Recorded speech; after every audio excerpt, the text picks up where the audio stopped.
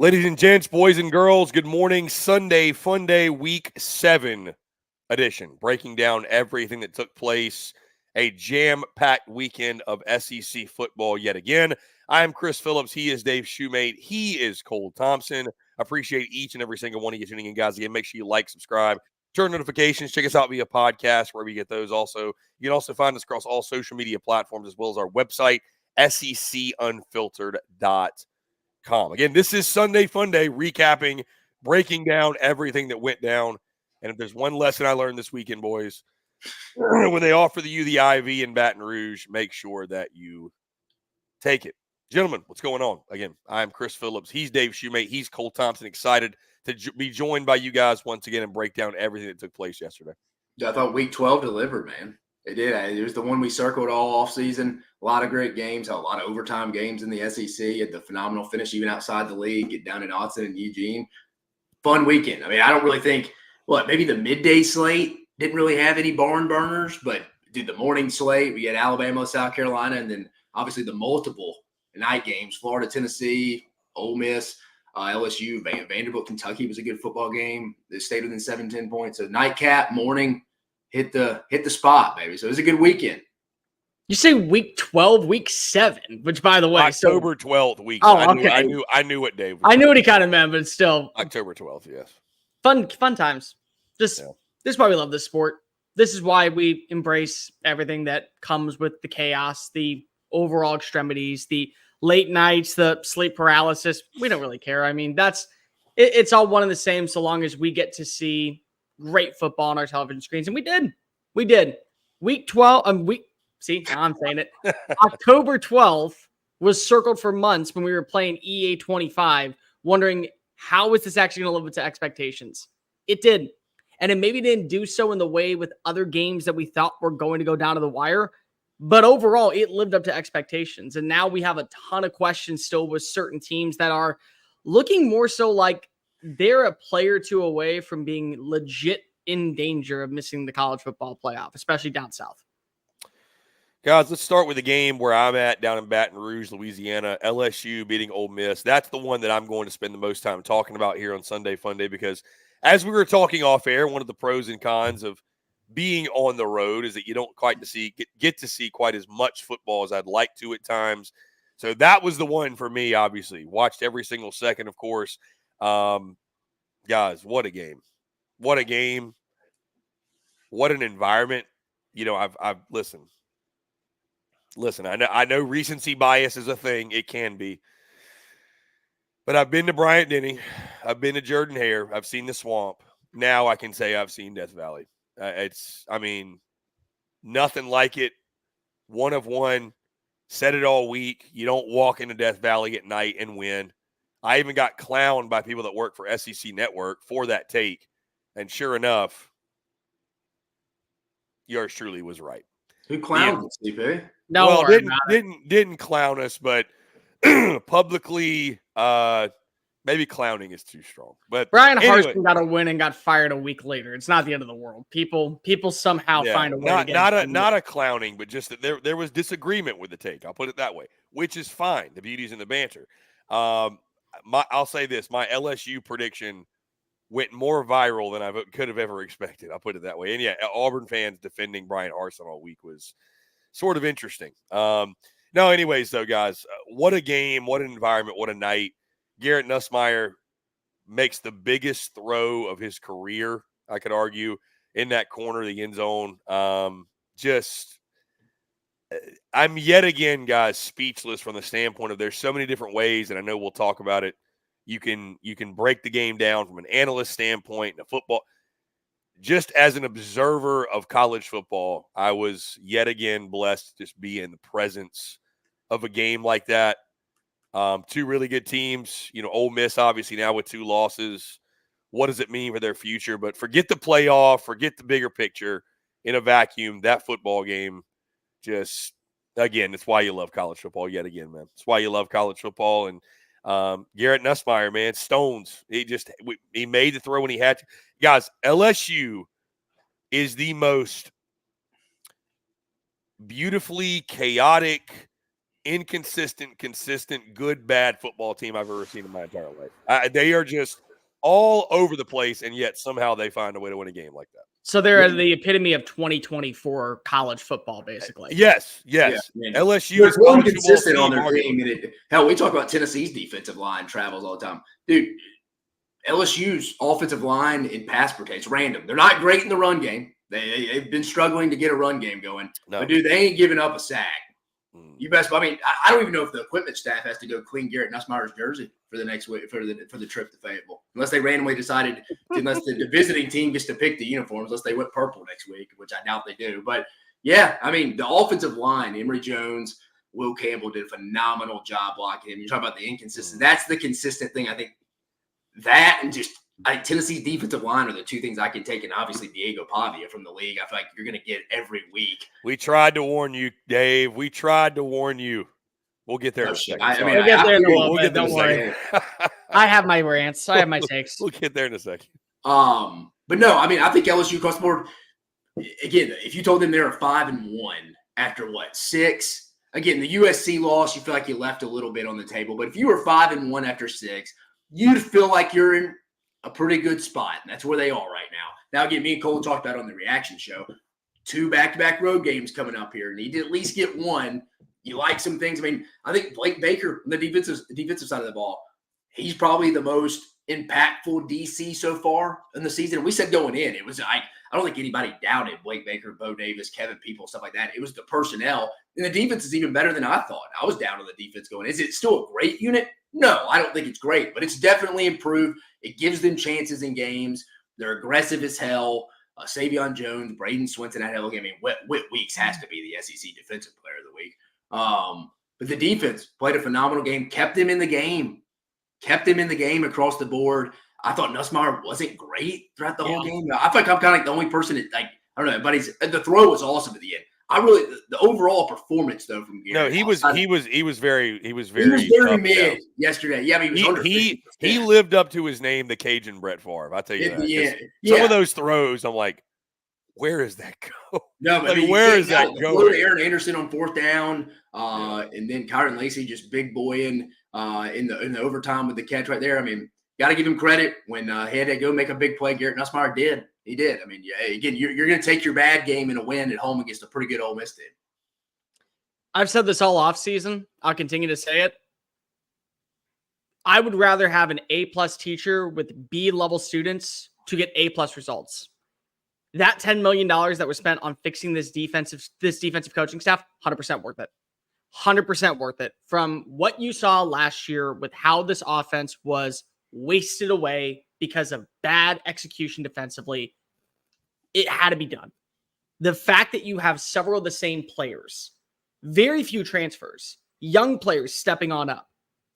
This is why Blake Baker, so far for me, has been the hire of the offseason. In any single vicinity, probably outside of Tommy Moffitt at Texas A&M when it comes to strength and conditioning, and of course Tim Beck for Vanderbilt and how the offense looked. I would say that simply looking at where this defense has played, how they have responded, how they've been able to critically get turnovers and capitalize on mistakes and keep their offense afloat, it's 1,000% worth it. Dave's 100% right. If Will Weeks does not win the award this week, it's because Braden Swinton's going to get it for a 3rd time in less than a month. The way that this team is playing on that side of the football, they were in top 5 in pressure rate coming into this game. They were top 10 in tackles for losses. They did such a good job forcing Jackson Dart to have to throw. And don't get me wrong, several of the throws were right on the money. Several of the throws were also broken up because of great execution by the secondary. That's a part that seems to get lost in translation. There was the one big-time 25-yard pass downfield where Caden Lee should have brought it in, but it was a great play by Zy Alexander. And then the Juice Walls touchdown. Great play in coverage downfield. They played a certain brand of football to where everyone is understanding the assignment, everyone is taking that next step forward, and everybody is delivering on their end. And they don't care that they have this talent. Now, Dave and I brought this up. It's not sustainable in the Brian Kelly era. You can't just trust that coaching is going to get the job done. But for this year, with the way that your team has looked, where now you control your path into the college football playoff, which, by the way, To me, last night, that felt like a playoff game, and we're going to talk a little bit more about Ole Miss and LSU and where they sit in that kind of standing. It's good enough, that defense. And that offense, you had some errant throws. You had a couple of plays that you would really probably want back if you're Garrett Nussmeier. But when the timing was needed to deliver, 4th and 5, that pass to Aaron Anderson is one of the best. The pass to Aaron Anderson is better than the pass to Kyron Lacey. Because if you go back and you watch that throw, that is 5 yards ahead, saying he is going to win that route. I'm going to place it to where he can only catch it. That is an NFL throw. That is one of the elite throws we have seen all season. And that is the throw to where you can say, I dropped these nuts walking to Death Valley. And by the way, I don't believe in home field atmosphere. I never have. I think it's the most overrated, infatuated stat that has ever existed because I have watched Alabama beat the crap out of teams with a subpar capacity. I have watched a program like Florida be able to win and not have to worry about won't back down. I've watched that. Death Valley is the one exception because that defense and that fourth quarter atmosphere where you watched a week ago, Williams-Brice Stadium, one of the more underrated atmospheres in college football, have its life sucked out in the opening half. That crowd grew to an eruptuous volcanic notion to where the fourth quarter came, they exploded, and that became one of the biggest X factors of the game. Hell of a performance by LSU, hell of a performance by the defense, hell of a play calling by Joe Sloan in the fourth quarter. That's enough to now say LSU is right back in the hunt for a college football playoff berth. I mean, to your point, Cole, just really quickly, I would say it's the loudest stadium I've ever heard in my life. Absolutely. In my entire life. I've never heard a place that loud. I thought, Dave, you made a really good point, too, about there were plays that I feel like Ole Miss kind of had to have. You just have to make to win a game like that. You mentioned Juice Wells. He had like a really – I was on the opposite side of the field, but I think he had like a really – dude, you make that catch. He had a big drop. He had a big drop in that game. I mean, it just – there were plays that it felt like every time the moment called. Trey Harris early in the game. I mean, Ole Miss fans are acting like it was an automatic touchdown. I wouldn't say that, but it was a big gain. Yeah, I mean, it just – there were plays in a game like that you have to make that it seemed like it was LSU that was making them. And to Cole's point, I mean, that place just – if it's close in the fourth quarter, you let that get – that's when the environment comes in. Usually, again, football, we talk about it all the time. The better team usually wins 8 times out of 10. Home field advantage, it is overrated for the most part. But where Tiger Stadium can come in to have an impact is, again, I'm not reinventing the wheel with this statement. But when a game gets close in the fourth quarter, when Ole Miss is a highly penalized team like they are, that's going to affect you. They're giving up sacks at an alarming rate. That's going to affect you because you're not hearing the snap count. That's where you allow Tiger Stadium to get into it. I think Ole Miss had opportunities early to kind of take the crowd out of it. They got 10-0 real fast. We can officially say it, guys. We can get Ulysses Bentley off the milk carton. He is alive. Yeah. He is alive. He is well. I don't know what the hell Kevin Smith, the running back coach, has been doing with his rotations. I don't know why he hasn't been playing. But I think that's where Ole Miss, I don't think they would go repay Quinshon Judkins again. Because, I mean, he got what he got. Whatever Ole Miss offered him, Ohio State paid him the same thing. They didn't pay him the same $800,000. I think they wish they probably would have taken somebody else out of the portal. Now, they have Logan Diggs, who used to be at LSU, but he's banged up. He's been banged up all year. But where is Ulysses Bentley been? I think Ole Miss fans are going to be like, I think Lane's got his Sunday teleconference tonight, so that'll definitely be a question. Yeah. For us personally, I cannot wait until we get this shirt made because I think it would be a top seller. I have called stadiums Cathedral of Chaoses for years. That is the Vatican City. Tiger Stadium is the Vatican City when it comes to Cathedral of Chaoses. It is just, there is nothing built like it, and it plays into your favor.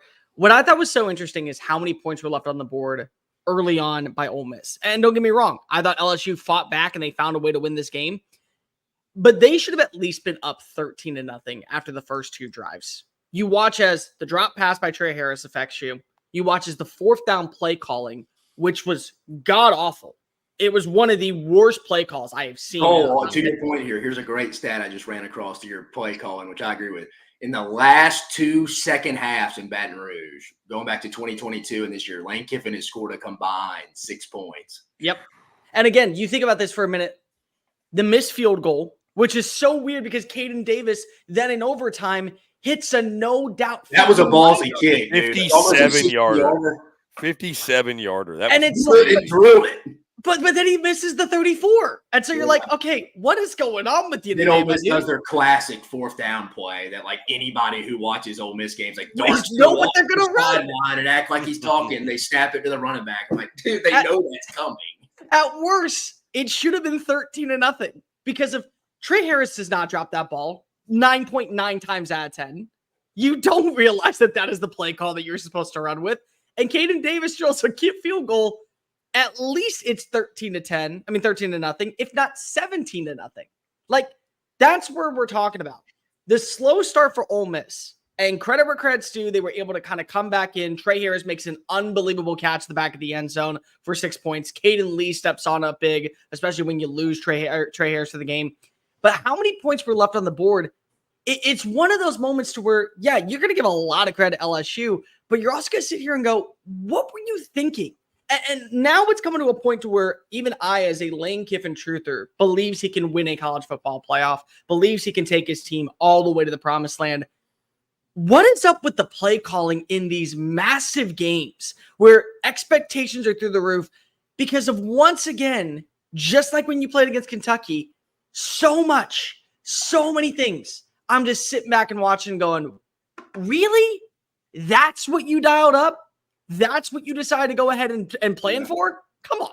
In his last 3 games at Alabama, at Georgia, and at LSU, he has failed to score a single touchdown in the second half. Of course he has. It's getting frustrating. Lane in big games, again, I think you can start having this conversation now a little bit. It's not all fair. I mean, but in big games, Lane is, again, in his Twitter persona is not who he is. Very introverted guy, but like, a very confident guy still in that, but when the kind of shit hits the fan, the guy doesn't put the foot on the gas like you think he would in these big games. And he had, what's his probably biggest win at Ole Miss from a perspective? Probably last year's win against LSU. Yeah, maybe you say maybe the Peach Bowl against Penn State. But does that really count? Because again, it should, but it doesn't for me because of, again, it's a bowl game. I'm not going to lean one way or another. It's the game against LSU, and it was a shootout last year. I think Lane Kiffin legitimately has a big game issue now from an offensive play. I think it's a fair assessment. Does it make him a bad coach? No. 2 things can be true at once. Lane Kiffin's still one of the best play callers, but for whatever reason, there's no flow to this offense right now. It's just run up the middle, right? And it's almost like he outthinks himself too. It's like 3rd and 10, and he runs a draw, and it's like, all right, you going to go for it? And they punt. It's like, okay, maybe you just decided to change your mind there. I don't know. Yeah, but the play calling, let's be honest too. The offensive line is not there. I mean, how many sacks did LSU have last night? 5. They got bullied. 6 sacks, if I'm not mistaken. 6 sacks, 9 tackles for losses. Yeah, they had their way with them. They had their way with them. It's not even remotely funny. And what's starting to get really frustrating, and this is going to be the reality, I think, moving forward for a lot of teams. We brought this up multiple times. It's starting to turn a little bit like the NFL, where you watch as free agent offensive linemen leave their organizations and get paid elsewhere. There's a reason why the organization didn't re-sign them. There's a reason why they're entering the transfer portal. Yeah. They're nowhere near the same level of what you thought. There has been one player so far that as a transfer offensive lineman has impressed. And it was Caden Proctor, who left, came back, and he only left because his coach decided to go ahead and hightail it on out of there and retire. That was it. That's the only problem with those linemen. As we all know, at all levels of football, high school, college, and then the professional level, they're so hard to find, those big bodies. Those guys just keep getting recycled. Because, these offensive line coaches, at least everyone I dealt with, they all kind of have their different intricacies of what they like in offensive linemen, and they're all very prideful people. I've always learned that with offensive linemen. They think they can fix this guy. They're like the girl who thinks they can fix the crazy partier dude. Like, I can change that guy. It's like, nah, that guy's a cheater. It's what he's going to be. He ain't gonna, that's offensive line coaches. They all make, look, he can't get his second foot in the ground. I can get him to get his second foot in the ground. They all think they can fix it. And again, you can't find, 6'5", 320-pound, 330-pound dudes don't just grow on trees. That's why, Cole sees it. He goes to NFL practices. You watch some of these guys in college, and you're like, how is that guy on an NFL roster? And you're like, well, dude, there's just not a lot of big men that can play football like that. There was a trade a few years ago where the Texans gave up like a 3rd-round pick for an offensive depth piece, just a lineman that was a depth guy. And you're saying to yourself, why would you trade a 3rd-round pick, a valuable pick, for a guy that maybe is going to start 5 games? You need the big bodies. Plain and simple. You need the big bodies. How many people have complained about Laremy Tunsil's holding penalties? And then you're like, oh, well, this is their secondary option. You're going to get over it pretty quickly. That's the way it is, and it's starting to feel that way in college football. LSU has a shot in every single game because their defense is playing better than advertised with the playmakers that they have, and they have an offensive line that will keep Garrett Nussmeier upright. The fact that they have those 2 things working for them, I'm not counting them out for any game moving forward, and nor should anybody else. What do y'all think? I'm asking both y'all. What do y'all think about LSU next 2 weeks, back-to-back road trips? Hey, I told me and Cole. Arkansas and who? Who's A&M. Oh, hey, that's right. Kyle Field. Remember, hey, Ole Miss didn't get it done, boys, in the stats. The stats still holds 2. The true back-to-back road games just kind of shows how tough it is. Yeah. Still, it's only 19 LSU in 2021 Georgia. Ole Miss it was Ole Miss's 7th consecutive game too. I mean, it was now they're LSU off the bye. So and hey, we got Arkansas is coming off a bye this week. Yeah. Yep. So now LSU gets to feel that pain. Yeah. I'm not gonna lie. I think if they do it. You think they go 2-0, Cole? Right now, the way that my gut feels, the way that I think this offense still can find that second wind, the fact that you have really good playmakers and a solid offensive front 7 that will keep your quarterback upright, I think that they can do it. If you ask me right now, 10-2, I feel more like you're going to see either the loss to A&M or the loss to Alabama at home than you will see them lose back-to-back games.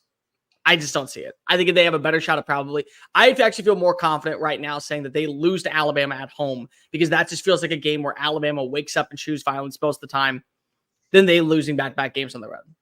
CP, you think they drop one? You think they get both like Cole? I don't know, man. LSU is just this season's so unpredictable. Yeah, it's so weird. They're just so up and down. I could see them losing to A&M. They struggle at Kyle Field. But I wanted to circle back to what both of you guys have mentioned, but Cole specifically. Yeah, Blake Baker, worth every penny. I mean, if you can really recall how bad they were defensively last year, what he's doing is nothing short of incredible. I mean, with really, the same type of players too. Yeah, it's not like schemes totally. The house used to sit back there in a zone, and it was like, just take big chunks out of us for 8 to 12 yards, and we're going to go down and score on you. But like Baker, they give up some explosives, but shoot, man, I'd rather die one big stab death on one series than 1,000 paper cuts like Matt House was giving up. I mean, LSU's aggressive this year, which is like, dude, in today's time, you got to generate negative plays. You have to be aggressive. So it's been what I think many of us thought it could be, which is just the personnel's not overly revamped or anything, but the culture of the defense, the mentality is just completely different than what it was last year. Dude, I think Blake Baker saved. I think Brian Kelly, he would probably never admit this, but just from talking to people who have worked there and now at other places, and they're a little more open about the place.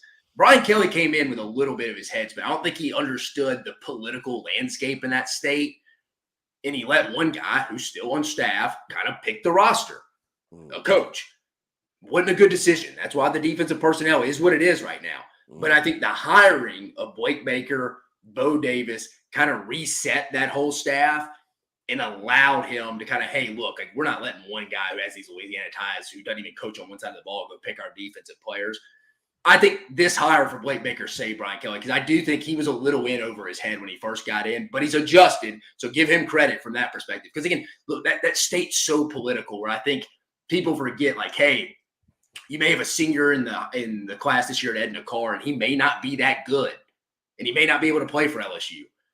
And you may not want to take him, but you're the only premier flagship school in that state. And you know what? They got the #1 defensive tackle in the country in the class behind him. So we may have to take this kid because if we don't, the Edna Carr coach, very influential on the defensive lineman, may push him. I mean, maybe not now with Nick being gone, but Alabama used to go in there and get their fair share of Louisiana kids too. But I think that's where Brian Kelly adjusted. Give him credit. Hired Blake Baker. I think that saved Brian Kelly's tenure, if I'm being honest. I said this when we did the preview. I stand by it. I'm going to from here on out. The winner of this game goes to the playoff. LSU for me right now goes to the playoff. They do. Before we do move on, I'm not ready to throw in the towel on Ole Miss just yet. I'm not. And I'm okay with dying on this hill. And I'm okay with saying, If I'm wrong, I'm wrong. Trust me, I've been wrong before. I'll be wrong again. I'm at least going to go down with my takes. There's not been an impressive performance enough from Georgia to where I automatically feel like with that game going to Oxford, they're going to march on in and kick the crap out of Ole Miss. So if they get that win and they don't drop another game, which still they have to play against Arkansas, which still they have to play against Florida, which still they have to play against Vanderbilt. They still have games they could lose. They could lose. But if they're 10-2 with the massive win over Georgia at home, and the way that the SEC has gone so far, I'm kind of a little sick of seeing people, after what we've watched this year, just simply say, nope, done. Best of luck. See you in 2025. You have no idea what you're talking about when we have now seen Vanderbilt look really good, Tennessee go down to the wire in overtime against a really, really bad Florida roster or really poorly executed Florida team coaching-wise. South Carolina nearly get an upset win on the road at Bryant-Denny Stadium against the number one team in the country 2 weeks ago. You have no idea what you're talking about. You have no idea what is going on in this sport. So I'm sorry. This was a very bad showcase from Lane Kiffin, but I'm not ready to throw in the towel on Ole Miss. This season has gone so topsy-turvy, and the fact that right now I'm looking at the way Alabama and Tennessee are playing, there is a gut feeling that just says I would trust Ole Miss to get a win over Alabama and Tennessee to go. What do y'all think Ole Miss's second toughest game left? At Arkansas? It's at Arkansas. Yeah, at Arkansas. It's 100% at Arkansas. Arkansas is going to have a big say in this playoff, dude. They're going to have LSU and Ole Miss at home. Well, shoot, they got Tennessee at home too and already beat one of the three. They might be the spoiler. They might be the spoiler of the college football playoff season this year. Don't let the Hogs get hot, boys. Again, before we get off here, I want to say thank you to everybody in Baton Rouge, all the great LSU folks, man. I mean, an experience I'll never forget. So appreciate each and every single one of you guys. Let's move on to the Red River Shootout. Let's go to this game. 34-3 final. Texas dominates Oklahoma, guys. There was a path for the Sooners to win this football game. Cole, you thought it was going to happen. Dave and I thought it'd be close, but we did also know there was a path for this kind of result. Again, 34-3, utter domination by the Longhorns. Bad. Let me just make this clear to everyone in the SEC. This is not a normal Red River. It could be now. I mean, again, new era, new conference. Maybe this becomes the new norm of what is going to be the Red River Shootout down in Dallas every year.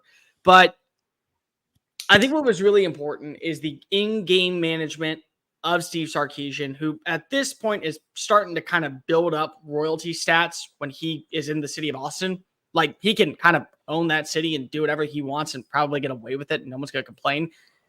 They realized pretty early on, hey, Quinn's a little bit rusty.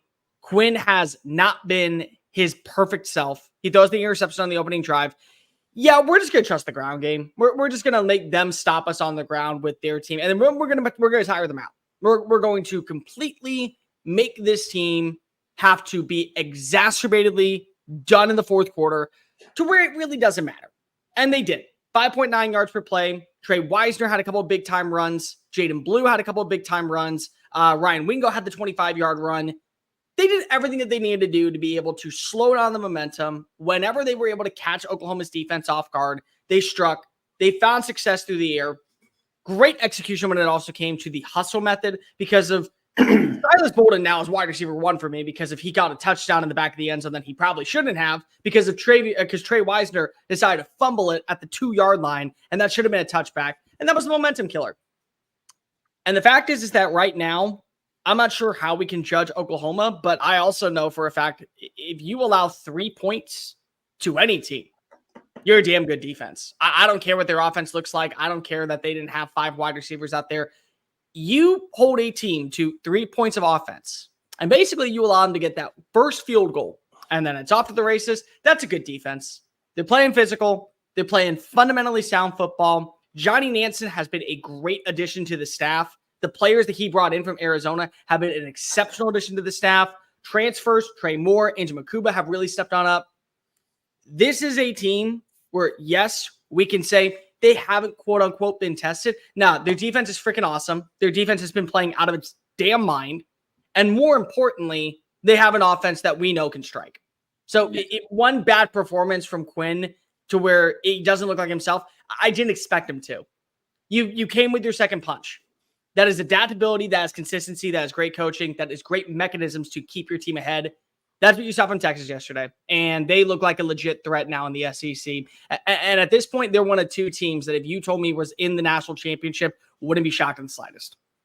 Yeah, I mean, Texas giving up what? 6? I said 6.6. Someone correct me. They've given up like 3 touchdowns all year. 3 points per game. Yeah, against air, that's honestly pretty impressive. I mean, again, like Cole's right. I mean, they hadn't played a legit quarterback yet. I mean, you'll find next week, but you can only play who's in front of you. And again, holding people to 6.3 points in today's modern college football, it's impressive. Texas, again, no respect for that. They had no respect for the Oklahoma offense. I mean, it was in the second half, they're going for it on 4th and 2 from like the 20. They could easily pick up a field goal. They didn't get it. It was kind of like, whatever. They'll pump back to us, give us a field position. What do you know? 3 plays later, Oklahoma's punting out of their own end zone to them. It was like they were playing around with them. I mean, you could tell they put the little shot at him at the end when they threw the wide receiver pass, trying to put one on them just to get that was straight up disrespect. I have no care in the world for you, Brand Venables.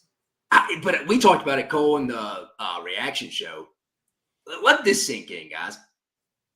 Jeff Lebby, with a true freshman quarterback in his first start, Michael Van Buren, rolls in with a better game plan with only 1 week to prepare to Austin a couple of weeks ago. It looked somewhat efficient. I know Texas was starting Arch Manning that game, but to my point, we talked about it in the preview. Seth Littrell was on the hot seat rolling this one. Like, dude, me and Cole thought, you didn't have to go put up 40 points. No one's expecting that. But, like, dude, go put up 20, 24 points, man. Look like you got with Michael Hawkins in the bye week and you're building off his strengths and you have some kind of plan. I don't know why you didn't go to Jackson Arnold at some point. It was getting that bad. Bring him back in. Get away from the RPO. Stop making them make decisions. Like, you make the decision, call the play. It's what it is. Get them comfortable. I mean, if you're Seth Littrell, if I'm an Oklahoma fan, I know he's your buddy, Brent Venables, but that's why you get paid the big bucks. This is why Joe Castiglione just gave you the big raise in the offseason. You got to go make a change at the offensive coordinator. If that's the product you saw off 2 weeks, and I'm with Cole, the Texas defense, really good. But in today's modern college football, dude, Mississippi State was way more impressive than you were with a true freshman making his first start within a week. They didn't have 2 weeks to get ready. And Mississippi State's not good on offense. Like, yeah, if I'm an Oklahoma fan, it's like, dude, look, I get it. Our top 5 out of our 7 receivers are out. But, like, dude, at some point you knew that going into the game. Again, nobody expected you to probably really go win the game, but at least look somewhat competent on offense and look like you're willing to adjust and adapt. If I'm an Oklahoma fan, that's where I am really concerned. And going into this game against South Carolina next week, I don't know how they score many points this week. Dave, they're paying over $2 million to Seth Littrell and Joe John Finley to fix this offense. They can't find any momentum at all. And we knew it was going to be a struggle. I think that most of us thought, okay, well, it's Oklahoma. Their defense is going to keep them in games. And for the most part, you take away those 10 points in the fourth quarter. Defense has been fine. 24 points. That's not going to change my opinion on Oklahoma's defense. It's not. It's still a great unit. They just get worn down. They were worn. That's the point. And there was no second punch in the offense. At some point, now this is on you. This is on you, Seth Littrell, and it's on you, Joe John Finley, to have to start calling up plays that will work. And if you can't do it, I love you, Brent Venables. I do. And I think that the overreaction that this is not the right guy is beyond egregiously pathetic of an excuse for Oklahoma fans this morning, saying he can't get the job done. He got you 10 wins last year. Stop it. He can get the job done. It's very clear that you don't feel confident in either quarterback. You can't judge either quarterback because of how many weapons are out. But the play calling has been so pathetically anemic that there's no shot that you can even feel like one quarterback is better than the other at this point. And so this is where now you have to have a heart-to-heart. And I agree with you, Dave. Friendships aside, I'm trying to win football games. This is the SEC. We knew what we signed up for. We're not showing it. We have looked awful against Tennessee offensively. We need our defense to bail us out at Jordan-Hare Stadium. We got our asses kicked against Texas in Red River for the first time that we actually made the appearance in the SEC. Congratulations. This is on us now. And by the way, South Carolina's defense is just as good as us, and I trust their offense way more. Yeah, we talked about it going in. I mean, Dave, you made the point. That was a big game for Seth Littrell, and he miserably failed against Texas. I mean, I just keep thinking, guys, again, we got yelled at. Many others got yelled at over the offseason. Oklahoma kind of, not only are they what we thought they could be, but they're worse. They're worse than what I thought they would be. Super banged up, obviously, but, struggles on the offensive line, struggles at quarterback, and here we are. So, yeah, that was you're Brent Venables. You got to make a tough decision.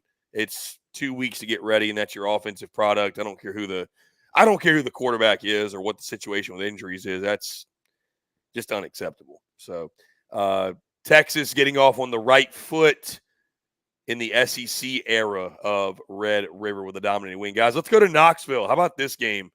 Tennessee beats Florida in overtime. What a wacky game this was down on Rocky Top. Yeah. No, I mean, wild one down there. This is the first game me and Cole talked about in the reaction too. Nico was a problem. This was Nico. In a negative way. Like, this is the first game you can legitimately be like, yeah, dude, your inaccuracy, your bad turnover there almost lost the game there if you're looking at Tennessee. But again, give their defense credit, man. Continues to continue to bail them out. It's the best defense they've had since the early 2000s.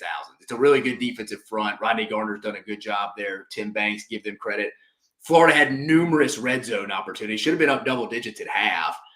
But Tennessee's defense comes up with key stops when they have to. Secondary, Jamad McCoy's a good player. I even like Ricky Gibson. You like their corners. Tennessee's a good defense. They're going to get, again, I think there's a lot of really good defensive fronts. We talked about it a couple of weeks ago, but now that it's getting to the midpoint of the season, there's a lot of good defensive fronts in this league. Even some that I thought would be a little worse than they were, like LSU. But no, I mean, I think overall, defense is what it is. They're going to be really good each week for Tennessee. They have a phenomenal unit.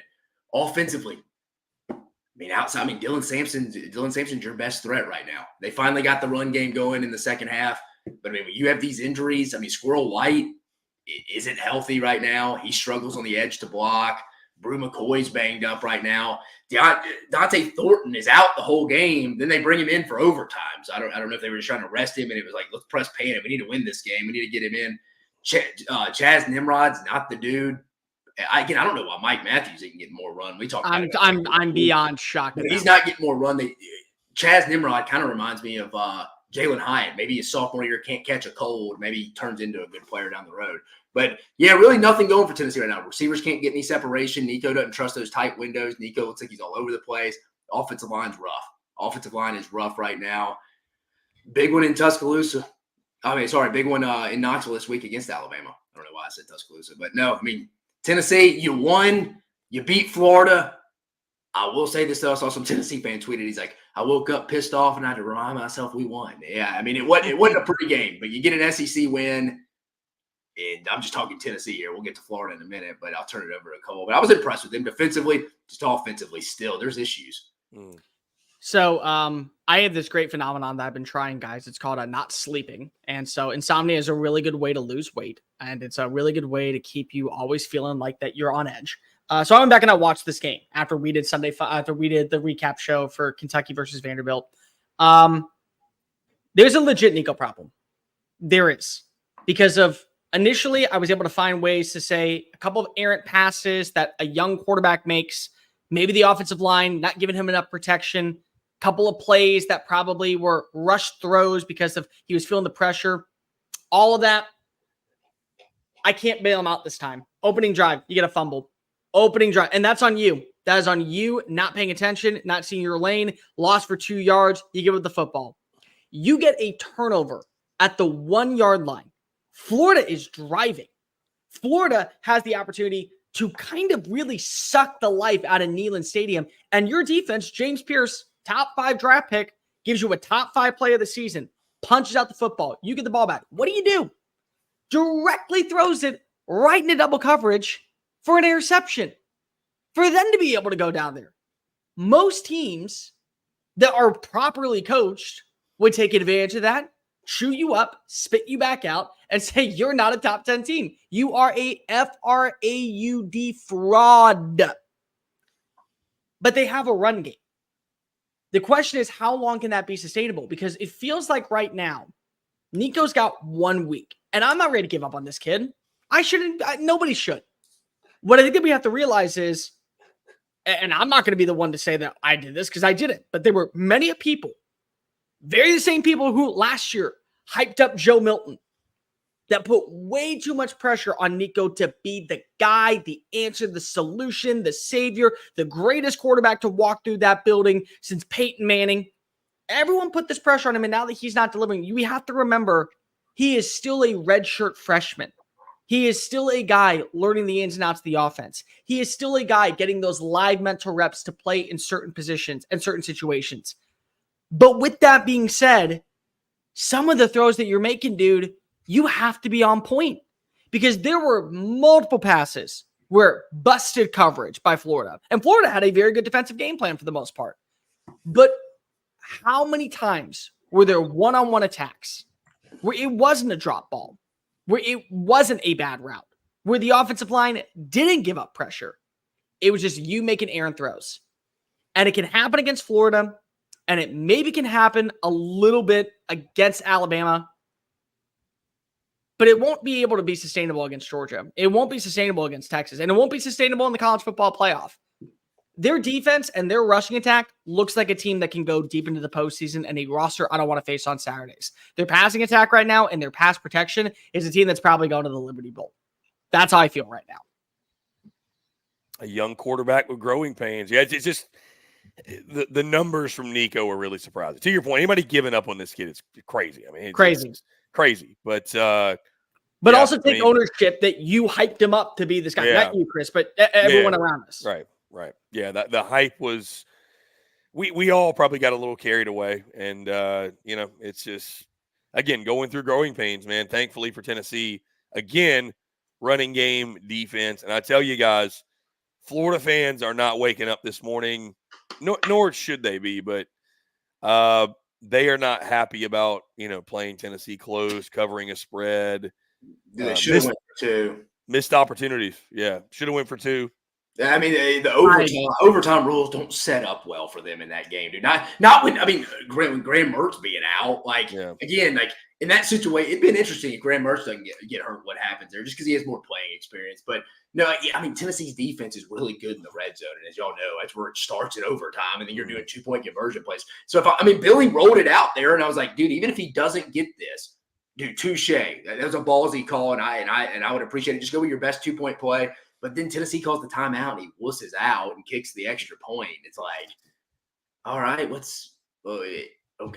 changed? Tennessee just calling the timeout made you change? Like, you couldn't just give a different look?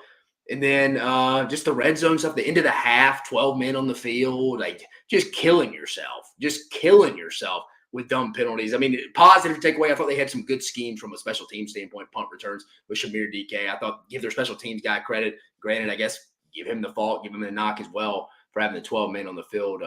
As well, by the way, did y'all see the penalty? By the way, pretty clever move by Dan Lanning. Did y'all see that? Yeah. 12 men by the field ran off extra clock. He did it on purpose. Speaking of penalties, how on God's green earth do you get a targeting call when you're getting a kickoff return? How do you get a targeting call like that? Billy Napier, Florida. How? Also, too, you know what? When I went back and watched, anybody knows Heupel's strategy at the end of overtime? Like, why would you not have kicked the field goal? What's he doing? He wanted to go for the jugular. Why not? You gave him the opportunity to. You'd rather win by 6 than 3 and over. That'll make the ball. Yes, yes, it's a rivalry. Yes, you would rather win by 6. Naturally, you would rather win by 6. I'd rather just get the win, but yeah. I don't know if it's in Heupel's blood to lay up. I don't know. That's definitely. Yeah, you go ahead, Cole. Sorry. There were so many. Florida should have won that game. Florida had so many self-inflicting wounds. Florida found a way to shoot itself consistently. They did not capitalize when they got turnovers. They did not capitalize when Tennessee made mistakes. They were handed opportunities on a silver platter to put the game away, and they never did. And it would be one thing to feel this way as a Florida fan waking up on a Sunday morning, watching the Jacksonville Jaguars probably lose in London, watching the Miami Dolphins probably lose whoever they have to face next week. Will get it done for you, New Orleans. The Bucks maybe will get it done, but Spencer Rattler's playing. Who the hell knows? South Carolina fans probably miss Spencer Rattler right now. But regardless, they're probably waking up and saying it's year one. You saw the defense play out of its mind at times. You saw a good execution game plan wise. You felt confident. There were so many things to like. And then you realize it's a year 3 program. Making year 1 mistakes. Again. For the 3rd consecutive year in games that you should win. And you have house money. Nobody expected you to win this game. And by the way, moving forward, we get to see what DJ Lagway is all about, because it did not feel like Graham Mertz when he was giving hugs and condolences on the sidelines and he was on crutches. That does not seem like a guy that is going to be suiting up anytime soon to take on Kentucky or Ole Miss or really any opponent for the rest of the year. So we're going to see what DJ Lagway is all about. DJ Lagway did not have a great game whatsoever, but you make up for it with that last drive. That last drive is enough for you to be, okay, we got something brewing. You play with house money. You walk away and you get the 2-point conversion. People are going to buy into Billy Napier. I'm not saying that his job is secure. I'm not saying that his job is going to be definitely promising that he's going to be back in 2025. But you will have some people kind of going off the ledge and say, okay, well, we still own Tennessee. We still know how to beat up on Tennessee. Even with an overall roster that is still making dumb mistakes, we still got to win. We'll give you the rest of the year to figure this out. You sell for 2. And by the way, overtime does not bode well in your favor for a young quarterback playing in that environment. And it didn't. And it showed, and you lost. There was a moment in 2023 where Ross Bjork made up the mind that we are not going to keep Jimbo Fisher around. And it was after the Ole Miss game. They waited another week before firing him.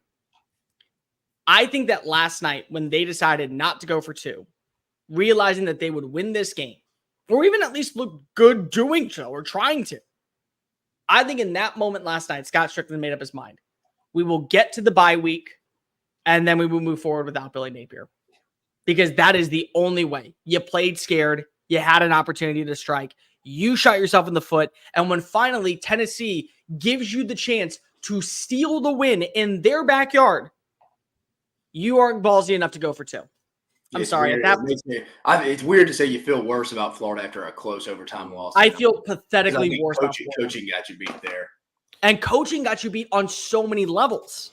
Coaching got you beat with miscommunication on offense. Coaching got you beat with play calling. Coaching got you beat with fundamental mistakes. Coaching got you beat with special teams. Coaching got you beat by leaving points on the board. Coaching got you beat by not being aggressive enough. It's coaching, it's culture, it's all on Billy at this point. And I am sick for Florida fans because they should have gotten a win, but coaching stopped them. The writing is on the wall. Now it's just a matter of when is it going to happen. Yeah, guys, listen, at home you go for the tie. On the road you go for the win. You got to go. Especially when you have the defense on their head. Like they just gave up a 3rd and 18 for a touchdown. It's a little bit of an emotional, draining play there. And then you're coming right back in their face and be like, no, we're double down and we're going for the win. And they're like, oh, shit. Like, yeah, I mean, you run your best 2-point play there that you have on the call sheet there. I don't get it. But, I mean, before we move on to this one, yeah, Heupel, it'll be interesting. This is a big week for Heupel. I mean, hell, this is a big week for Josh Heupel. It's a big week for Kane Womack, dude. Like, both those dudes going into this game, Heupel, I mean, I heard somebody else talking about it. It's a decent point. When Danny White went to Tennessee, you were – I don't know. I wasn't overly fired, if I'll be honest with you. I mean, I feel like I've been wrong a little bit about this. I thought the Josh Heupel hire was a little low-hanging fruit for Danny White because he just brought in that head coach he brought over from his other school at UCF. And if you talk to people at UCF, they kind of thought the team was getting worse as he was there longer and longer. The offense this year, it's kind of very similar to what he was doing at UCF. It kind of progressively just kind of ran its course at some point. I don't know if we're to that point, but I heard someone else bring it up. It's an interesting topic because you don't want to go full on board 2 feet into that, but it is a little bit like, hey man, like something's up, man. If he doesn't have the big receivers that can just run by somebody like a Jalen Hyatt, this offense the last 2 years, man, has not been any good, for a lack of a better term. And it's not like Florida's been great on defense either. No, not at all. No, it's a good point. It is a huge week for Heupel and Womack, like you mentioned, going to that matchup. Hooker and Alex Golesh have walked out that door. Tennessee has struggled on offense. Yeah, which is so weird to say. It goes against everything we believe about Heupel in Tennessee. Guys, let's go to Tuscaloosa. What a game this ended up being. Again, college football this season, guys. Take nothing for granted. Alabama survives 27-25. Lenoris Sellers with a pick in the end zone to end it. Crazy onside kick to even have an opportunity to win it or try to win it. Guys, that was a hell of an onside kick. Yeah, it was. Takeaways from Tuscaloosa. I mean, again, this is a game Alabama absolutely had to have. Oh, I mean, you don't win that. Yeah, I mean, the dogs probably has for sale signs in his yard. The dogs are coming for Kalen DeBoer. The dogs are coming for Kalen DeBoer. Yeah, they should already, but still. I mean, again, I think we got to adjust a little bit. Like, dude, look, Alabama's talent level isn't what it has been. It just is what it is. I think it's just a combo of them missing on some evaluations with the previous staff. And I just think depth-wise, kids just don't. They also got gutted in the portal. I mean, Quentin Williams would not have stayed at Alabama in 2018 if the portal was allowed then. He just wouldn't have been. He was transferred and went somewhere else. But to your point, CP, we knew the secondary would be an issue at Alabama this year. To your point, though, with the portal, if Nick Saban probably doesn't retire, you still got Trey Amos, which I've heard that may have been in the background anyways, may him go there. But let's just, for hypothetical conversation purposes, he's there, Caleb Downs there. You probably feel a little different about this secondary a little bit. But we knew that wasn't going to be great. Where I'm a little underwhelmed for Bama, not a little, I'm overwhelmed for sure, is that second level with Deontay Lawson and Jahad Campbell, 0 and 11, just not playing good football right now. They're just not playing good football. And some of it, I know Kane Womack's the easy, low-hanging fruit, but some of it's just not fitting gaps, dude. Some of it's just 101 football stuff. They're thinking too much. You saw South Carolina and Dow Loggins steal some stuff from Vanderbilt. They're pulling the Y sniffer play, doing the shovel pass that Vanderbilt with Eli Stowers and Diego Pavia were killing them with. And they're running some of the option stuff on the outside, which I don't blame them. You'd be dumb not to go take that. It's a copycat sport. But talent-wise, depth-wise, Bama's just not really there defensively this year. It's a very average defense. It's not a top 8 defense in the league right now. It's a bottom 5. Huh? It's a bottom 5 defense the way they've looked so far over the last 4 weeks. It's not a good defense.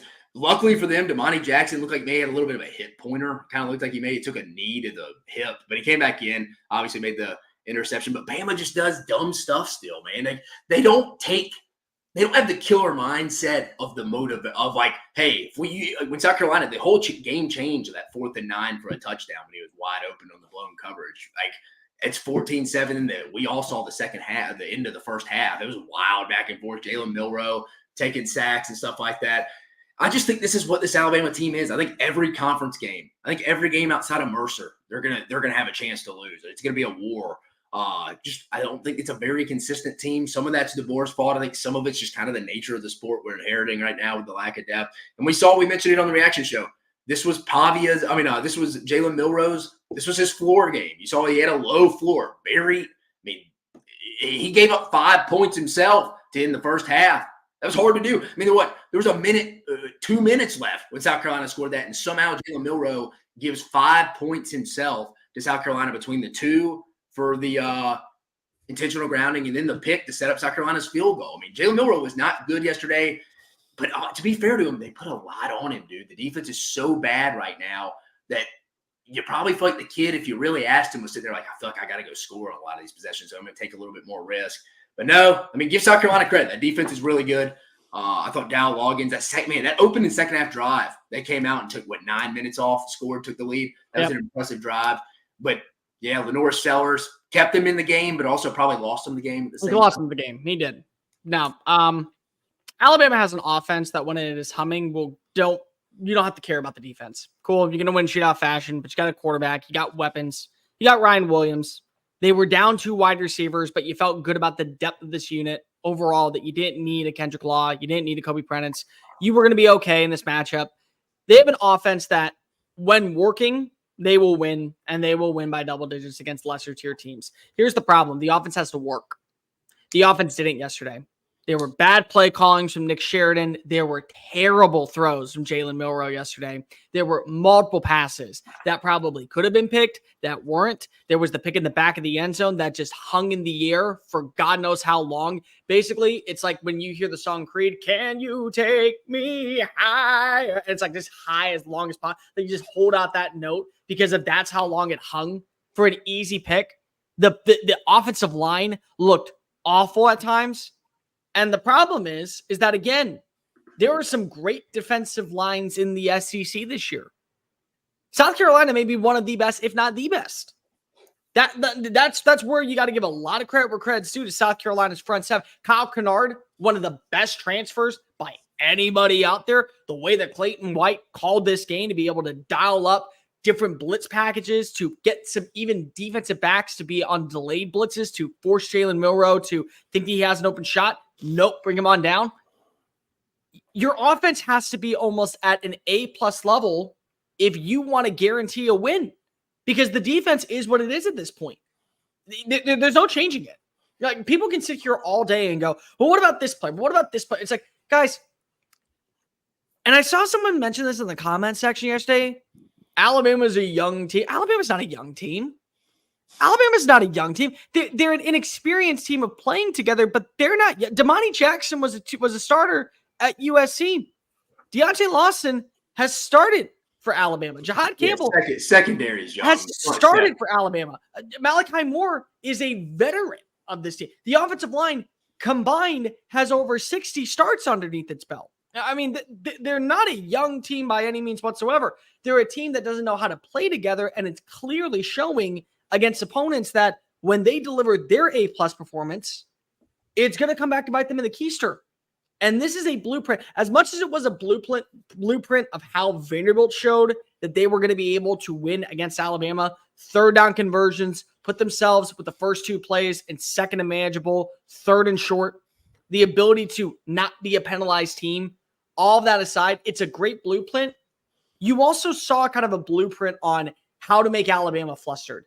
Their defense continues to give up plays and put a lot of pressure on Jalen Milroe to have to kind of move outside the pocket and deliver strikes. By the way, got a tough defense you're going to face next week in Tennessee on the road in Rocky Top. Bama won away. Came out. Bama 1.5-point favorite. You also going to have a rocky performance against LSU in Death Valley. That place where I can almost guarantee you, night game. Oklahoma's defense is still pretty damn good. So your defense is what it is. Your offense has got to get better. And before I turn this over, I am not a South Carolina fan. I feel like I have been welcomed by the South Carolina community. So I will speak from the heart.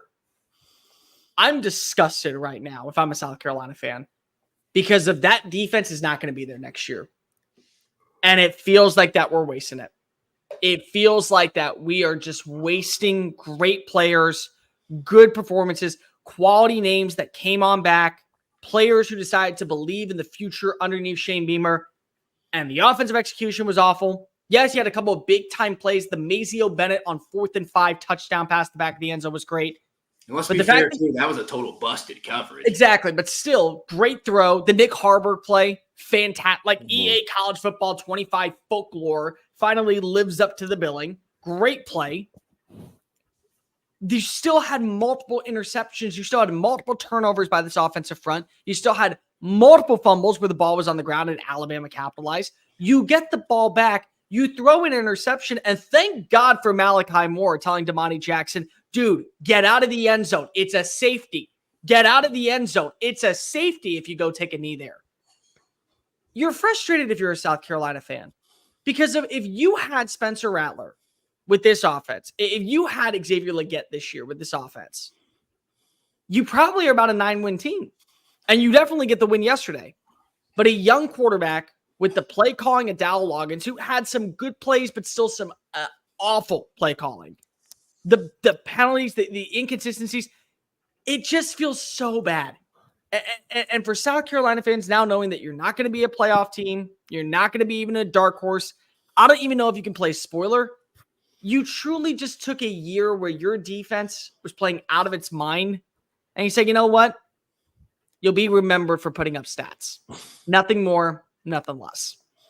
Yeah, it definitely feels like a year again. To your point, Cole, that sitting at 3-3, that defense deserves to be better than 3-3. I think you should say that about a lot of D. I mean, our guy on the comment here, WTK, said there's a lot of wasted defenses in the league.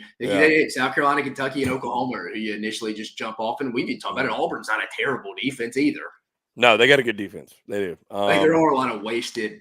No, but I mean, South Carolina, where do you go for? I saw Oklahoma 3-point favorite this week. Just came out. Wow. It will, or would be, I should say, very South Carolina of them if the Gamecocks lay an egg essentially in Norman and don't play well. That's kind of South Carolina needs this win. Hell, but then watch them beat Texas A&M back. Well, that's that would be very South Carolina of them. So I don't. Beamers to this point right now with this team, it's keeping them motivated internally because you could lose this team. You're one loss away in Norman from losing this team, I think, mentally, and them kind of checking out. And you're sitting there at 5-7, 6-6. And again, I've said it, 6-6 does nothing for Shane Beamer this year. He's going on the exact same hot seat he came into this year in 25. If he he's not being fired at 6-6. There's no shot. He ain't fired at 6-6 this year. No, there's no way. No, I think he's just saying for going into next year. It doesn't. He's going to be in 20. I'm saying this year does nothing for Shane Beamer. Just going.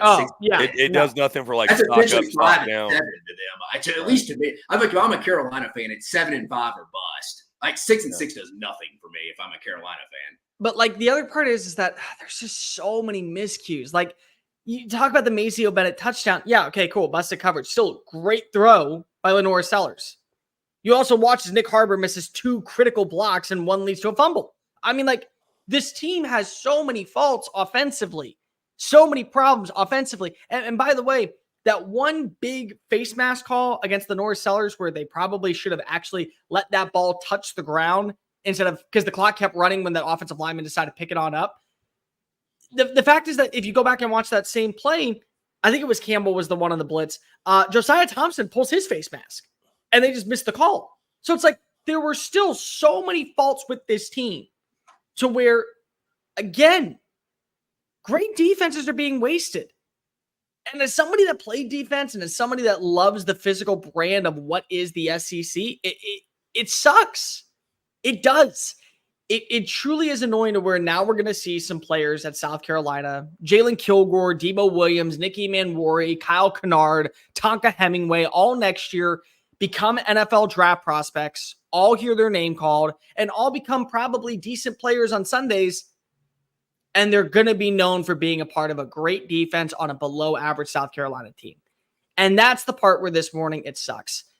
I know that Lenore Sellers will get better. I don't know if Dowell Loggins will be the guy for him. I don't know why you attempted a 50-whatever yard field goal with your dude that is not Michael Jeter, is never going to be Michael Jeter. Why even try to put him out there and put the pressure on him to have to deliver? I don't get that, Shane, whatsoever. But still, Sellers can be correctable. It just feels so disgusting that this is actually the reality that South Carolina fans are living with this year. Before we do move on, I did want to get your opinion on this, boys. I tweeted this out yesterday. Alabama's offense with South Carolina's defense. What's the record of that team? Probably undefeated. Hell, just not even South Carolina. Give me a couple other defenses. Like just South Carolina's defense with Alabama's offense. They're undefeated. Right now. Yeah, they're undefeated. Yeah, and they win. I would say they win the Vanderbilt game by 20. They win against South Carolina by 20. They don't allow Georgia to come back. But my point is, like, how many passes does Shane Beamer get for hiring offensive coordinators? Yeah, like, it's like hiring 3 football coaches and AD. It's like, dude, at some point, this is you, dude. Yeah, South Carolina fans love Shane Beamer. It kind of, again, the things that kill me with Shane Beamer is the coming out at halftime. Everybody just thought we're going to get the crap beat out of us. It's like, dude, nobody thought you were just going to get the crap beat out of you, dude. Hell, I thought it'd be a closer game than most thought too. It just the poor me crap with Shane kills me. I'm like, Shane, you're the reason why they're not good on offense, brother. You've mishandled both offenses. Just promote Mike Shula at this damn point. And to your point, Bama, what do y'all think? Ceiling floor for Bama now? Still ceiling 11-1. Yeah, I mean, still is 11-1. Oh, yeah, I don't think anybody's at the ceiling. Yeah, I don't think that's the floor is really what the main point of that. 9-3. Yeah, 9-3. I would probably say. You could get to 8-4. Maybe 8-4. I mean, they're yeah. If Jalen Milroe goes down, 8-4 is real. Yeah. Well, yeah. Jalen Milroe goes down 6-6 is not entirely off the table for right now. Assuming they're healthy. I would say 9-3. 8-4, worst case, 9-3. Yeah. I say 9-3 is worst case. I don't see a third loss. I see 2. I don't see a third. Yeah. Not to go down the rabbit hole too, Dave, but to your point, South Carolina fans want to change an offensive coordinator. And yeah, it even goes back to when Dowell Loggins was hired and Shane Beamer was really snappy and ego driven in his press conference, defending the hire and calling people out that questioned it. And it's just like, where are you getting off with this? And sure enough, I mean, CB, you're the next. I'm hearing through the grapevine. You're the next AD there, so it'll be your call here. 25. Well, I know, it's just to your point, though, man. It's like at some point it does become more of a you thing. Like, this is your identity. You know, you're becoming, dare I say it, you know, a more likable version of Will Muschamp at South Carolina. Like with bad offense, more likable, yeah. With bad offense being your identity, with bad offense, that's all I'm saying. But it's funny. He's likable to the fans, but the other coaches can't stand Shane Beamer. Right. So. I don't say that. I want to run through a wall for this man every single time he speaks, and I can't do that for Will Muschamp. Hey, you know what's funny? Again, going back to LSU, they love Will Muschamp down here, by the way. Of course they do. Why wouldn't they? Yeah, because he was the DC with Nick. Guys, let's show Diego Pavia some love. Can we please show this man some love? Vanderbilt beats Kentucky. Holy smokes, boys. The doors are on a heater. Yeah, that's a mature win. Me and Cole talked about it last night. Clark Lee, I know Brian Kelly will probably get it, which, I mean, there's a fair argument for that too. But Clark Lee should win SEC Coach of the Week again. He's my favorite win coach of the year right now. To get the team right. I mean, they never trailed in the game. I mean, it was close. I mean, it was always a 7 and 10 point game. But again, Vanderbilt plays the most. And I picked Kentucky. I thought 14.5 was too rich. I didn't think it'd be that. I thought it'd be a close rank. I think I had Kentucky win about 6 or 7. But I just thought it'd be tough for them to regroup. Kentucky coming off a bye week. But, dude, they play complimentary football. I would even say probably better than Texas does right now. Just complimentary football where their offense helps their defense. Kentucky only had 8 possessions. Like, they keep the ball away so much that their defense, who we know Vanderbilt doesn't just stockpile. I mean, Alabama and Georgia aren't even stockpiling depth right now, much less the commies. Like, for the way Clark Lee went and reestablished, Cole mentioned it yesterday. If someone else can't get the job done, you might as well do it yourself. He goes and takes the reins at the defensive coordinator spot. Tim Beck, Blake Baker up there as the 2 coordinator of the year hires. I mean, the way he just totally said, hey, we got to change a little bit. Y'all have even heard him talk about how I heard Cole Cubitt talking about he even changed the way he deals with players, which to give him credit, adapting. But, dude, the way they play offense gives their I mean, if I'm Clark Lee, I love it because I'm like, dude, my defense really isn't that great. We just don't play a lot of snaps, so we're not worn down at the end because our offense wins the time of possession. Chris, I was telling Cole off the air when we got on here before you came on. Dude, if I'm playing Vandy right now, call me crazy. I think there's a massive advantage to getting the ball to start the second half. If I go win the coin toss, I'm taking the football. If I'm Texas in 2 weeks, let's talk about College Game Day. May be in Nashville in 2 weeks because if Vanderbilt gets Ball State this week, and if Texas, we might have to make a trip to Nashville, Dave. Yeah, but my point being, if I'm Steve Sarkisian in them, dude, I'm taking that football, and you got to go get up on these guys. I mean, when's the last time Vanderbilt trailed? Was it the Georgia State game that they trailed at all? They trailed the Georgia State game. That was the last time. They never trailed against Bama, never trailed against Kentucky. You have to go get a lead against them. Normally most games I'm deferring. If I'm playing Vanderbilt, I'm trying to go score and get up 7-0 big. Hey, let's go get them playing on their heels a little bit. Let's get them out of their element. Like, if you got up 2 scores, I'd be interested. But, dude, it's hard to do. It puts a lot of pressure. Your offense isn't even on the field facing Diego Pavia. But I feel like watching their games, I get pressure for the opposing offenses. I'm sitting there like, dude, we got to go score, man. Their goal is to keep us single possessions for the whole game, dude. We got to go score on most of our series. They're a hard team to play right now. I thought Kentucky and them would have a better game. And it wasn't really the game plan. I think just these defenses, Deion Walker was a non-factor. I thought he would be. You heard Mark Stoops talk about it. Got a little emotional last night. I think until you play it, until you're on the field, you don't understand. It's like, hey, dude, today may not be the game you go get TFLs and sacks. You got to go play your assignment so the guy behind you, who we designed this play for, to go make the tackles. It's unselfish football. And Vanderbilt makes you do that, man. And they're a hard-ass team to defend right now. Yeah, across the board, just complimentary football, man. It's impressive. Impressive win. I will agree that right now Vanderbilt is playing out of its mind. Diego Pavia looks fantastic. Told you I was always right. I will take my victory lap when I feel like it. Not ready to just yet. That being said, there were multiple opportunities where Kentucky could have capitalized and they didn't. And this is a Kentucky problem. And this has been a Kentucky problem when it comes to the penalties. But think about this. The interception by Diego Pavia in the first half, you get it right after the game is tied at 7 apiece. And Dane Key fumbles the football. And what happens on the next play? They go punt. Congratulations, it's a touchdown. You miss a field goal opportunity. And then because of a muff punt, and they threw just a ding pass to DeRicky Wright, who has the 1 yard line. And then when he gets at the 1 yard line, what happens next? They're able to march it all the way down and get at least 3 points out of it. The time of possession was one thing. The third down conversions was another thing. The most important stat, and the one that probably is not going to be talked about enough, they had 12 penalties for 105 yards called against them. It was an undisciplined performance by Kentucky's offense. It was an undisciplined performance by Kentucky's defense. There is a truth of the matter. Right now, Vanderbilt is playing with confidence. And they're playing with a persona that we know if we give you our best punch, which, by the way, credit to Tim Beck and credit to Jerry Kill for getting these players well prepared for this game and get them prepared for what was an environment where many people thought they could easily fumble the bag. And everyone was kind of hyping up Kentucky because of all the radio hits, the interviews, everything that was going on national television. Regardless, the way that this team was prepared and the way that they're basically saying, we have one style of offense, freaking beat us this way. And if you can, great. If you can't, oh, well, we're just going to continue to do what we do. That says a lot. But there were also so many plays that Kentucky fans are probably sitting here and going, why are we making these type of mistakes? Why are are we not the same team that marched on into Oxford, had an exceptional game plan against a really solid Ole Miss front seven, and took away a top 5 win? Are we not the team that brought Georgia down to the brink of the wire on 4th and 8 and we just go for it? Then maybe we have a shot of actually pulling out the upset at home underneath Mark Stoops. Are we not that team?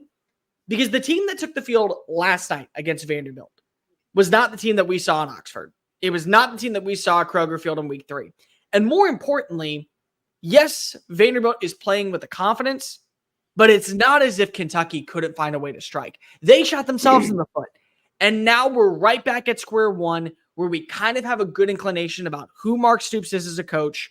He'll get a couple of big-time wins. He'll get a couple of victories that he probably shouldn't have. He'll get your team to probably 8-4. And maybe for a place like Kentucky, that's fine. But Kentucky fans did think this was going to be better. It's a lot how I talk about with South Carolina. The miscues on offense led to careless penalties, led to turnovers, led to opportunities that were wasted and snubbed. And it's a good defense that's kind of being thrown to the wayside once again. Credits due to Captain Pavia, who, by the way, the shirts are in the works. Don't worry. We got that coming. If you come follow me on Twitter, shameless plug at Mr. Cole Thompson, I will send you to the link to sign up for the Diego Pavia fan club. I've started it. Trust me. We're going to be all out there in Nashville for his crowning moment. But this was also still a game where we're talking internally and saying Kentucky kind of found a way to blow this too. Well, if you're Mark Stoops, you can't bitch about NIL when you've lost combined 6 straight games to South Carolina and Vanderbilt. Mm-hmm. You've lost 2 in a row to Vandy now. You've lost 3 in a row to South Carolina? We've lost 3 in a row to South Carolina. 5. You can't, dude, I think Kentucky fans, that just falls on deaf ears at that point. It's like, dude, it's not like we're sitting here losing to – I mean, they always lose to Tennessee, Florida if they're playing well, or hell, Alabama or Georgia. It's like, I mean, you can't even beat the teams that are technically, quote-unquote, not this year, but traditionally kind of the bottom teams of the league. That's where if I'm a Kentucky fan, I'm getting a little like, dude, you have a bad record against the teams that we're pretty much on the same level of playing field with. And this is the crazy part, is that these bad teams, or the teams that we don't view as legit college football playoff contenders, are taking programs that we nearly penciled in as going to the postseason picture down to the wire. Florida against Tennessee, South Carolina against Alabama, Kentucky against Georgia and Ole Miss. I mean, like, this is the reality. Vanderbilt against Alabama. I mean, that's kind of what we're dealing with right now in the conference. Texas hasn't been tested in terms of the level of competition that they will usually face, like an Alabama and LSU or all that. They will get tested against Georgia this week. But still, the teams that have been tested with inferior competition on paper, they have not been living up to the billing whatsoever. And maybe that says a lot about where this conference is right now, and that's a good thing. But still, it's a little alarming. Just a hair alarming. But that being said, I'm excited to see what happens with the Doors moving forward. They're a fun team. They're going to lose a couple more. They are. But by God, am I going to be rooting to see what they do in the fashion? By God, am I going to be at the front line to see who? Oh, please. And Dave and I were talking about this last night. Christy, I think you know this at this point. If you get a clean sweep in the same year against the Iron Bowl opponents, you actually get to dethrone Governor Kay Ivey for governor. It would be 3 wins over the state in the calendar year. And it would be 3 wins over Hugh Freeze because he has 1 against him at Liberty. It'd be 3 wins over Auburn and Alabama in a calendar year. Kay Ivey going into an election year will have to humble herself because this is now a dictatorship led by Dictator Diego.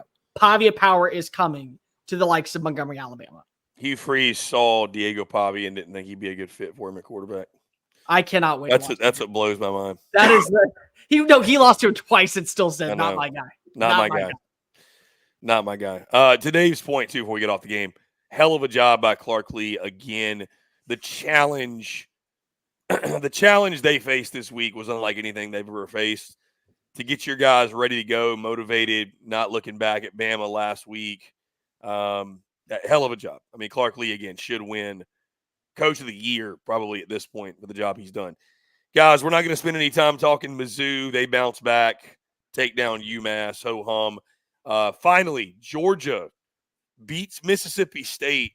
Kind of a wacky score, 41-31. Carson Beck throws for 459 yards. Michael Van Buren for State, 306 to the air, 3 touchdowns. You need to start loading up on Mississippi State in these big spreads, man. Yeah, and Dave, that was the easiest spread of all this week for me. Dave, you mentioned it. For Mississippi State, that's kind of like a win. I mean, honestly, it's something you can sell to the boosters. Yeah, I agree. Give Jeff Levy credit. Like, they know they're not going to go in there and they can't go sling the rock like he wants to. You're going to get killed. But so you got to go short in the game as much as possible. Granted, Georgia did turn it on towards the end of the first half and on to the second half defensively. But Mississippi State's not good defensively this year. But again, they lost. Scored 31 points on Georgia's defense. Again, I said going into the Alabama game for Georgia, I think they have major question marks on the back end. Again, everybody does that. I mean, it's true. Our guy right here, not pulling up a comment, WTK, or why are so many teams inconsistent because of the portal players here? Yeah, it's just lack of continuity. I mean, think about it on the back end, on the offensive line, in the secondary. Their depth players don't hang around anymore. I mentioned Quinnen Williams would probably never have finished his career at Alabama in today's time and had the 1 year where he went out and balled out, got drafted by the Jets. But so many teams are in nickel and dime packages now, playing 5-6 DBs. That 7th, 8th defensive back's going to leave somewhere where he's going to go get paid and be able to go start. So your depth's young. Tennessee's struggling with it. Tennessee's starting 5 can be solid. They're banged up, but their depth's not good behind it, just like a lot of teams. You see secondaries all the time. They're not very good because depth. Georgia starting a former walk-on at safety and a true freshman outside of Malachi Starks. Again, Kirby Smart stated this season, this is the worst depth I ever had. So that's what it is. I mean, that's why you see teams like Mississippi State. And I was impressed with Michael Van Buren. I liked him. He's from Baltimore, St. Francis High School. Does a good job, potentially their quarterback of the future.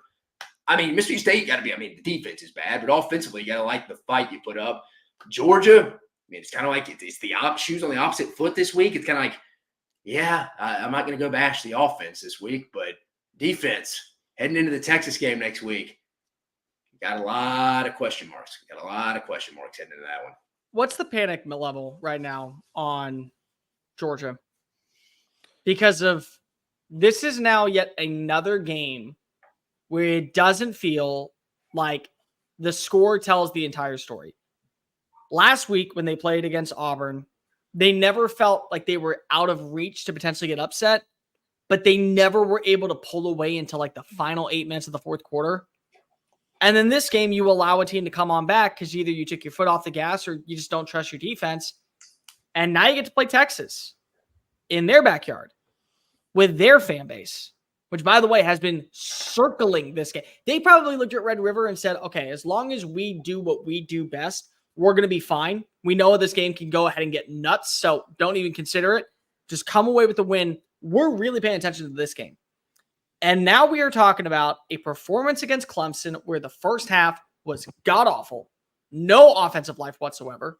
A performance against Alabama where the first half was god-awful, no performance of life whatsoever.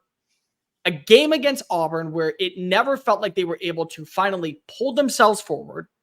And a game against Mississippi State where their defense actually was the problem. Texas's defense is no slouch. Texas's defense is one of the best in the country. Texas has the weapons that can go toe-to-toe with your weapons. And they're probably even better than some of your weapons. They have the depth. This is one of the very few teams to where when depth gets brought up, I kind of scoff because if they have it at almost every single position. Georgia starts out flat. They're not winning this game. And it may be the really harsh wake-up call that the SEC is not ready to hear. Even if the Longhorns don't feel like they're tested, they're making a statement in the SEC year one. And by the way, it's only going to continue when they get more players to come on in. Because the same recruits that are looking at Alabama, the same recruits that are looking at LSU, the same recruits that are looking at Georgia, they are looking at Texas. And Texas has the money to make sure that they come on in and they're a part of the 40 Acres franchise. I would say, Cole, to your point, the panic is pretty high.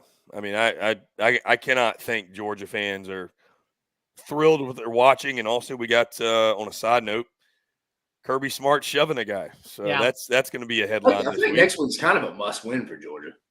Oh, it's huge. Because of you, I'm still not ready. Again, the way I've seen Georgia play, the way I've seen Tennessee play, the way I've seen Alabama play, the way I've seen Ole Miss play. I feel a lot more confident with Ole Miss's schedule that they will finish 10-2 than I feel confident about any of these other teams right now. If you tell me today that they are 10-2, I can believe it. I'm not sure about any of the other ones. I'm not. I could see Alabama going 9-3. I could see Tennessee going 9-3. I could easily see Georgia going 9-3. They could go 8-4. I don't think that they will, but they can. Tennessee, Ole Miss, Texas. They still have that. Yeah, with Georgia's schedule, I mean, again, it's guys, is this the worst? Or I mean, where would you rank this Georgia team amongst Kirby Smart Georgia teams? I mean, it's probably worse than 16. Yeah, it's not good. It's 19. not good for. I don't know. The defenses were so much better back then. Yeah. Like those defenses would not have given up 31 points to. Again, they're kind of lacking at the second level too. Raylan Wilson, C.J. Allen, and they haven't been playing great at the linebackers across the league. Sometimes outside of like Arian Carter has been playing really good for Tennessee, but in wet weeks. But Georgia's linebackers, the young cats that got exposed a little bit in the SEC championship game, they haven't been as good recently the last 2 weeks. They've had a couple of good plays. They've had a couple of really bad ones, and that inconsistency is something that's not usually a standard. They weren't good at all yesterday. No, but the problem is that that's not a standard for second-year players in Georgia. Like it's only progress. It's not idolization. It's not stable. It's not stale. I don't know. This may be the second worst team he's had since he's been there, but still, the crazy part is that I know there's a second gear with this roster that can go 11-1 and make it to the college football playoff and be the worst threat that anyone wants to face. That's where you're at. That's 100% where you're at. I just don't know what version we're going to see moving forward. I don't. And that is the scary thought. And now again, the part that we have to start bringing up, Kirby's got to admit that there's a culture problem. And I can promise you he has done everything he can to try and solve it. I don't know what else you can do, but it's time to admit that there are major problems at hand. And you have got to find a way to nip it in the butt fast. And I don't know if it can be.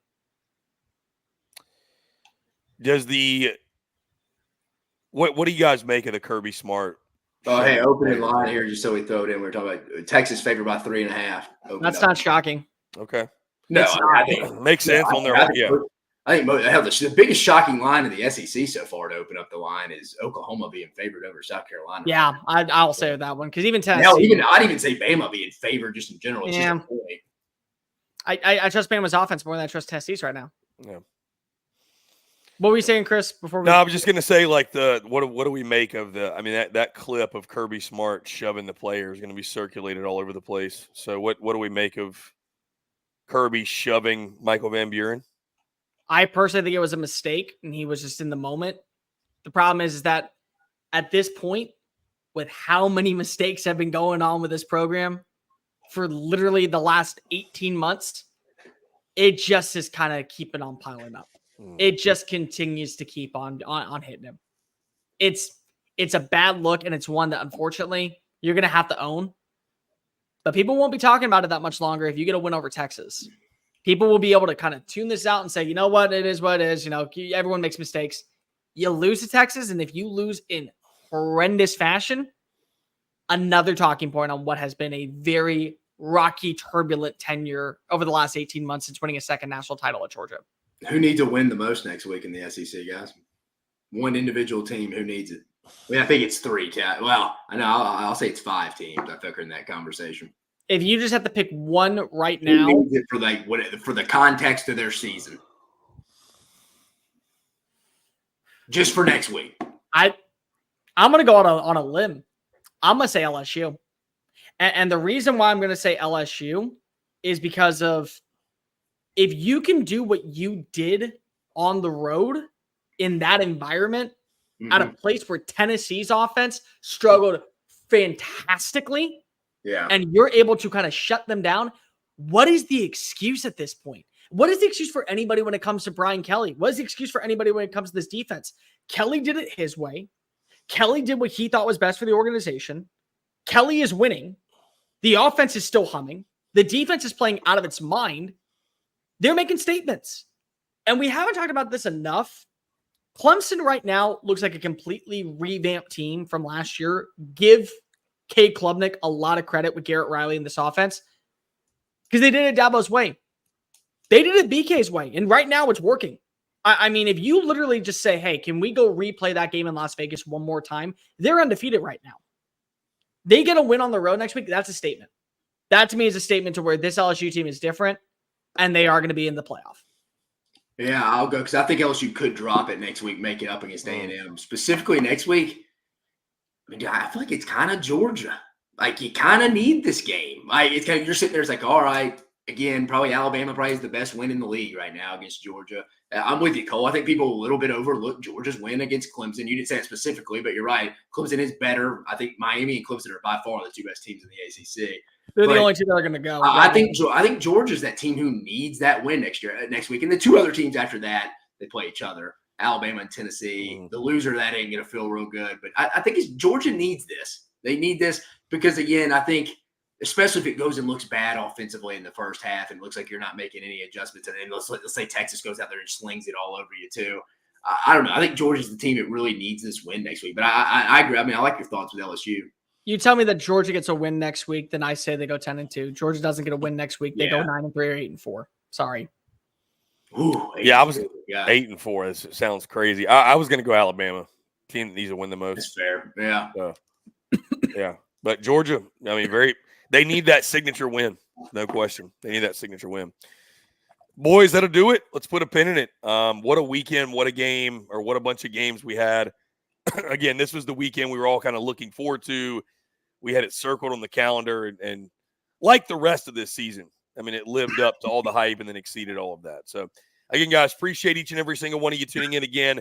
Make sure you like, subscribe, turn notifications, check us out via podcast. Wherever you get those, you can also find us across all social media platforms as well as our website, secunfiltered.com. And again, we do this every single Sunday FUNDAY, recapping and breaking down everything that took place in the SEC. Week 7 is in the books. We turn our attention to Week 8. For Dave Shumate, I'm Cole Thompson, or excuse me, he's Cole Thompson. I'm Chris Phillips. Appreciate each and every single one of you tuning in, and we will catch you on the other side.